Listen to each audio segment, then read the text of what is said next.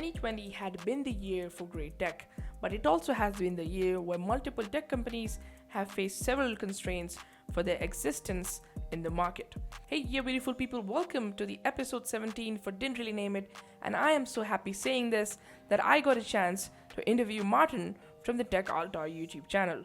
He has a channel with over 500,000 subscribers and he makes analytical videos about tech companies. He's known for his super popular and detailed series called The Story Behind, where he talks about the moments in the tech industry. With that said, let's get right into the interview. Welcome aboard, Marton. I just want to say thank you for coming onto the podcast on such a short notice.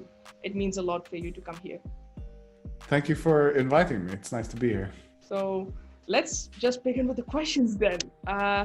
As I said, I've been watching your videos since the first episode of The Story Behind, and it was titled, Does Windows Phone Have a Future? And at that time, I owned a Nokia Lumia 630. I was in my high school, and I just wanted to know if there's any future for my Lumia. Spoiler alert, I was disappointed. So I just wanted to ask this. How and why did you begin what went into the process of thinking that you're going to make a YouTube show called The Story Behind?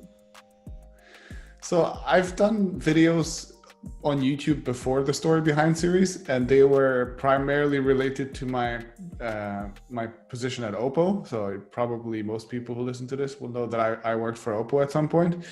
But obviously at some point when I actually got an employment contract, that it was weird to talk about Oppo phones on a channel because you're supposed to be unbiased, so that didn't work. So I did some tutorials and stuff, but then in the end, like, none of that made sense on the long term.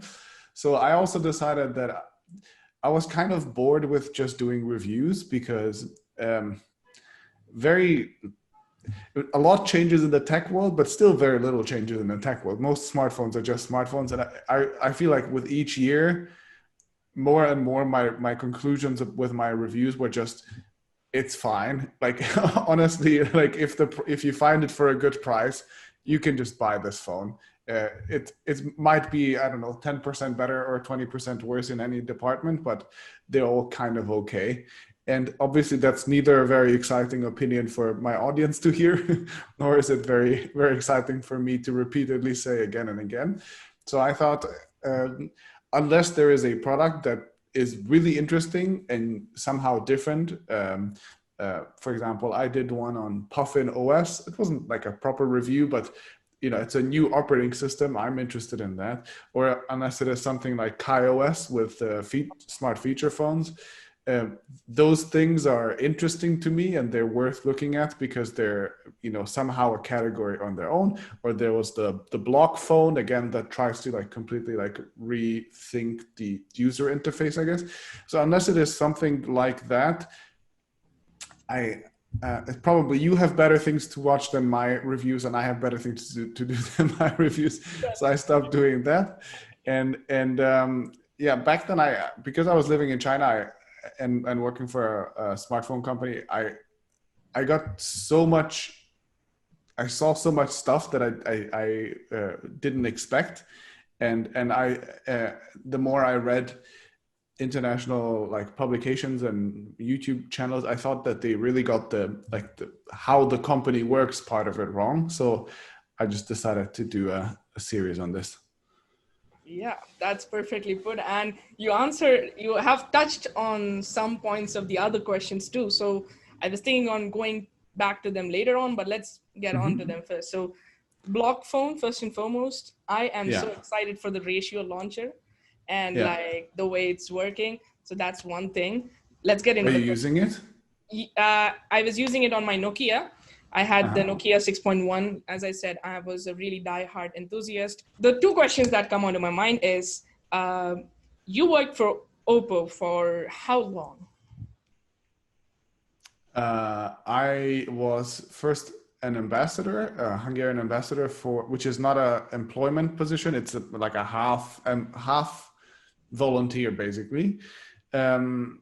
That was for, I'd say, like a year and a half, something like that. And then at Oppo, I worked for maybe 2 years, 2.5, something along those lines. So I wanted to ask this question because the company strategies and the whole market domain for Oppo has completely changed. And Yeah. by completely changed, there are so many moving pieces here. I want to know which is the biggest chunk piece or the biggest piece that has moved in terms of Oppo and its smartphone division. I think Oppo is an incredibly smart company, and I really do, I really think that we enthusiasts don't give them or don't recognize that because they don't do things for us. And so for us, it seems like they have the wrong strategy because like clearly I don't like their products, so like they must be doing something wrong. But I think one of the things I didn't realize is how the they made now by now, which is Vivo, Oppo, OnePlus, Realme, IQ. I don't know what Vivo's second Yeah, brand is. I think Something IQ like that. is also there. Yeah. So they have a five, and then with under Realme, they even have like this Narzo now, which is kind of a sub brand on its own, and so like what you end up with is all these different brands that give you the illusion of choice, and often they directly compete against each other. I mean, like Vivo and Oppo, like literally they do the exact same phones, almost call them the same thing, same marketing channel, same sales channel, same everything. And what this ends up giving them on top of this is quite common in other industries as well. Like you have this with shampoos and with like toilet paper, where one company will just Cars, for do 15 instance, brands. or Sorry? cars, for instance, cars like Exactly. the Toyota, Scion, and Subaru did the same car design, Yeah, but changed the labels on the thing and exactly. were competing against each other. Exactly. So that happens in other industries as well. But I think why it's really interesting in smartphones is because components are so standardized. For example, if you want to buy a Snapdragon processor, a specific one, obviously, if you buy it in bulk, you will get a discount on it. Yeah. And you can put that same component in six phones of your six brands, that exact same component, and then like suddenly all of them drive your price down and you get a competitive advantage on all of it. And like it gives, like the brands support each other, and like the supply chain and everything supports each other so well that like Oppo, for example, started factories in India long time before the China India trade tensions and everything tensions started. And it meant that, for example, like companies like OnePlus could very quickly say, without ever having invested a single dollar into any manufacturing, they could just say, look, well, made in India. So so like I think they have like their supply chain and manufacturing side is super smart, and I think they do a very, very good job at marketing as well. So, what is your opinion on the Make in India debate for technology and stuff? So, I'm going to say the situation right here. Companies are Mm-hmm. pushing ads upon ads saying that their phones and their computers and their laptops are made in India. By the way, I'm neutral Mm-hmm. on this. I just want your opinion on this. Just wanted to, because, we get canceled pretty lot if we do stuff. I'm just going to say, It's a heated debate, yes. yeah. So, I wanted to know, is this possible for India to completely have control over a Chinese manufacturer in India from 0 to 100 to manufacture a phone? Is this something possible without the support of China? I'm not sure it is possible, but I'm not even sure if that's the goal. I think the original goal of the Make in India plan is actually very similar to what China did in the 80s or somewhere there, where they decided that the first step to like really bringing the country's economy forward and to the next level, and to building really large companies, and letting local companies acquire so much capital and know-how that they can really have some weight in a global economy, is manufacturing. It's the easiest. First, I guess it's just assembly, but then manufacturing. It's kind of the easiest thing to do on a large scale, where emerging economy can come in, and because you have lower wages, you have an inherent advantage over the advanced economies.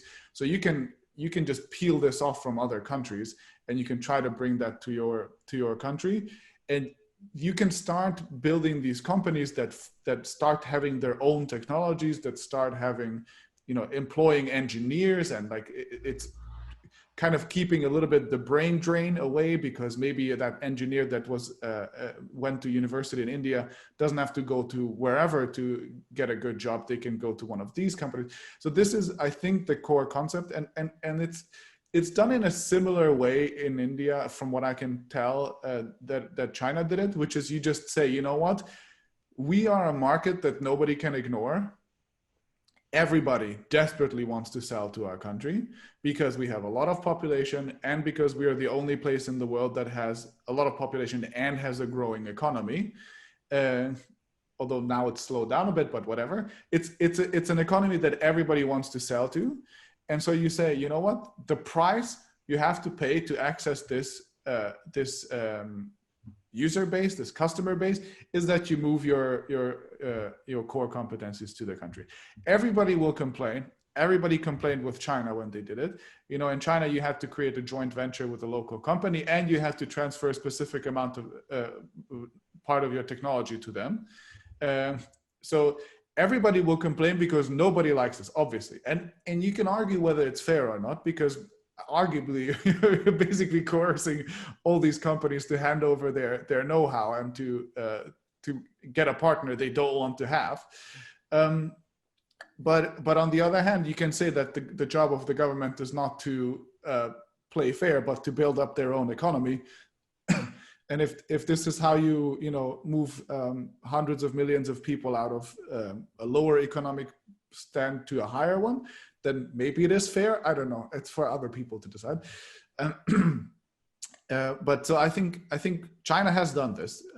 They have, because the market is, if the market is interesting enough to companies, if everybody is desperate enough to sell to that country, then the companies will follow suit. They will move their manufacturing, and they will comply, and they will do a lot of stuff.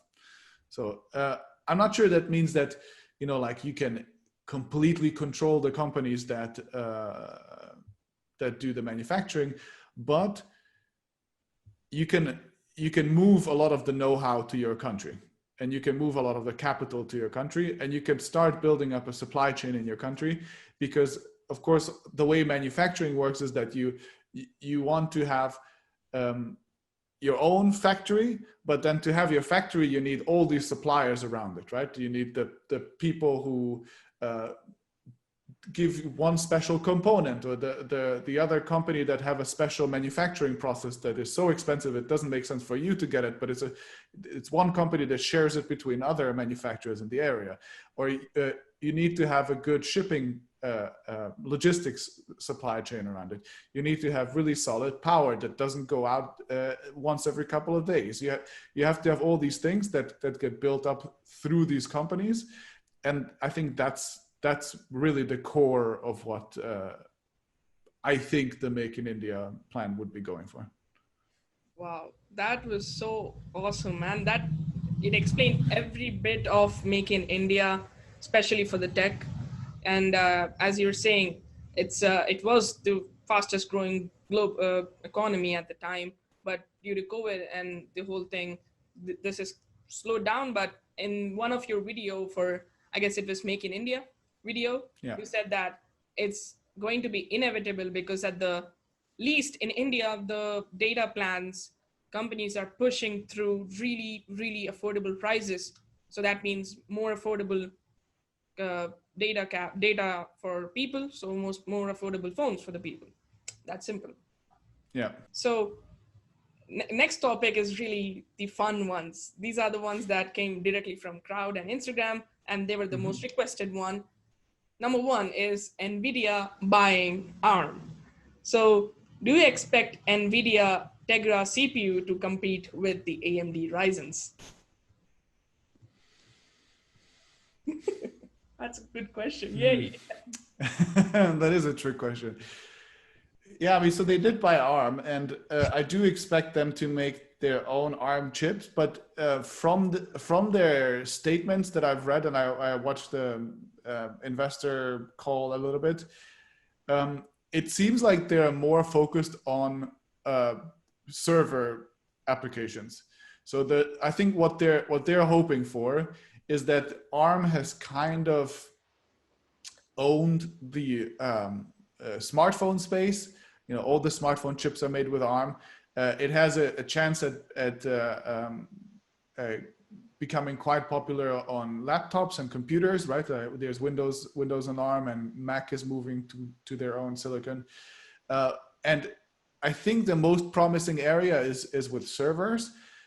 So there are a couple of companies that do ARM-based server chips, but it's still like 90 whatever percent Intel based and x86 based.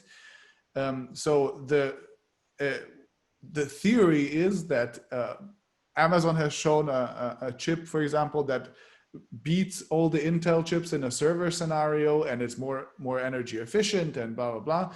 So theoretically, ARM has gotten so much better on the high end.